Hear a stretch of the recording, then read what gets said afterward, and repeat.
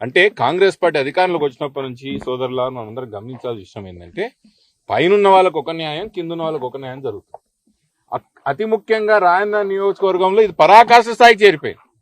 అదేందో మనం పెనం నుంచి పొయ్యిలో పడ్డట్టు కాంగ్రెస్ పార్టీ అధికారంలో వచ్చినప్పటి నుంచి మన నియోజకవర్గానికి ఎన్నో ఇబ్బందులు, ఎన్నో అవమానాలు రోజుకొకటిగా కొత్తగా బయటపడుతున్నాయి. ఈరోజు శంషాబాద్ లో ఇల్లు కట్టుకోవాలంటే మన పర్మిషన్ రాదు. హైదరాబాద్ బండ్లగూడలో ఎప్పుడో పర్మిషన్లు వచ్చిన ఇల్లుని ఇప్పుడు ఇల్లీగల్ అని చెప్పి ఇప్పుడు కూలగొడతా అంటారు. మూసి నడిబొట్టున ప్రాజెక్ట్ కడితే కూడా హైదరాబాద్ కనిపించదు. కానీ చిన్నప్పటి నుంచి మనం ఇదే ప్రాంతానికి సంబంధించిన వాళ్ళమేనా? ఎప్పుడైనా ఇక్కడ కసరు పెట్టాలంటే ఎవరైనా ధైర్యం చేసిండ్రా? ఈ సంవత్సరంలో ఎంత ధైర్యం ఉంటే ఇల్లీగల్ గా 111 జియోల క్రషర్ పెట్టలేని ఒక ప్రాంతంలో, హైకోర్టు నిబంధనలు చెప్పిన ఒక ప్రాంతంలో కూడా మీరు తీసుకొచ్చి ఇక్కడ క్రషర్లు ఏర్పాటు చేస్తున్నారంటే మీకు ఎంత బరి తెగించినారు ఈ రాష్ట్ర ప్రభుత్వంలో ఉన్న పెద్దలు అనే విషయం బాగా అర్థం చేసుకోవాలని చెప్తున్నా.